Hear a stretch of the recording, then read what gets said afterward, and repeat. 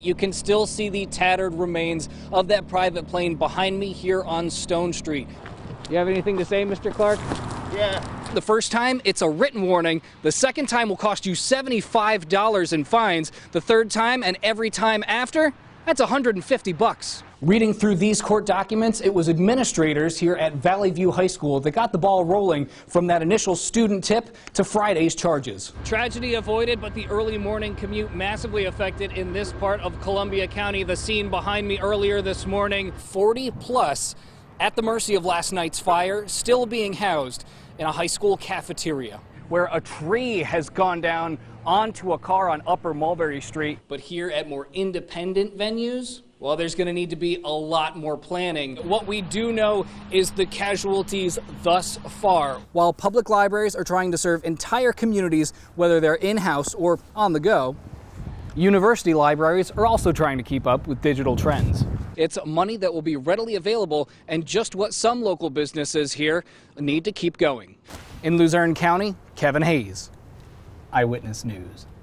It's not going to be nowhere near like 2011, but it could always turn out to be something else. Projections from the National Weather Service have come down from a forecasted high of 34 feet here in Wilkes-Barre. The Eyewitness weather team is forecasting minor to moderate flooding in most areas, while we may see levels close to major flood stage in the Diamond City. The water won't rise high enough to overwhelm the levee system. Still, crews from 40, Fort, Kingston, and Wilkes-Barre converged to build the barrier and close the iconic Market Street Bridge. It's very important because if things were to change, you don't have all that much time to assemble it. So now is the optimum time ahead of the storm that already came to get it done. The site of the earliest crews, a surprise for some. When I saw the cranes, I was actually traveling to see my mom lives in Plymouth.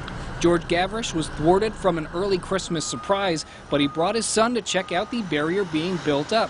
It's personal for them as Gavrish's son was born just months after the big flood in 2011. I'm really surprised that the barrier's going up because I heard 30, 32 feet. After the 11, I'm good till they say about 40. Spectators popped in along the river to see the aluminum wall, many of them getting a sense of safety on Christmas Day. You feel more comfortable with the local people that are in charge of making sure everyone is safe. They are taking the precautions. If COVID-19 wasn't enough to deter travel for the holiday, those who've seen high river waters before say take it as a sign. It's 2020. Sit tight. Stay home. Now those water levels expected to hit about 30 feet or so, and that would make it a major flooding event, and that means there could be impact, especially in Wilkes-Barre, starting at the Luzerne County Courthouse and heading north. Have you guys heard a nasty rumor that Scranton isn't real?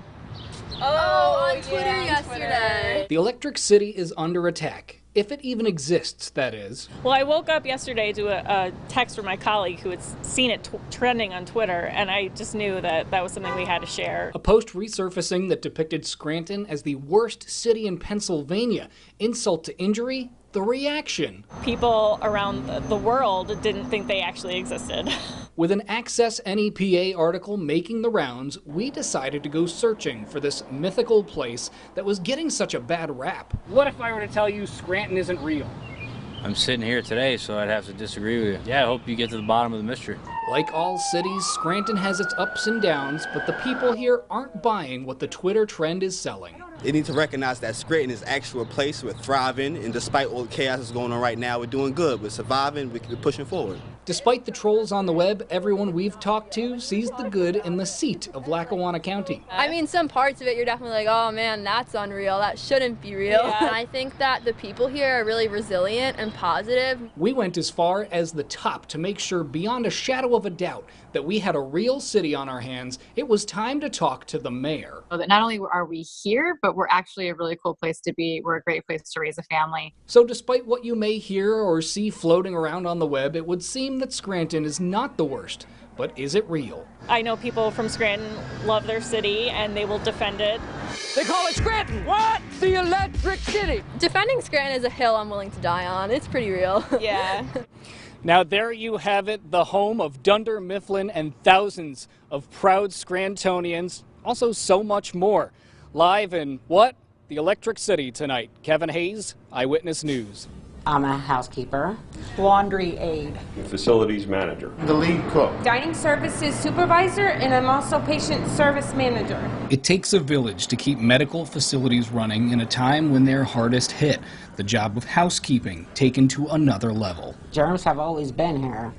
This is just more precautious, more don't take any kind of chances. Those in charge of daily tasks like changing sheets and gowns for staff have their work multiplying. Anywhere from 8 to 10 packs of isolation gowns delivered a day.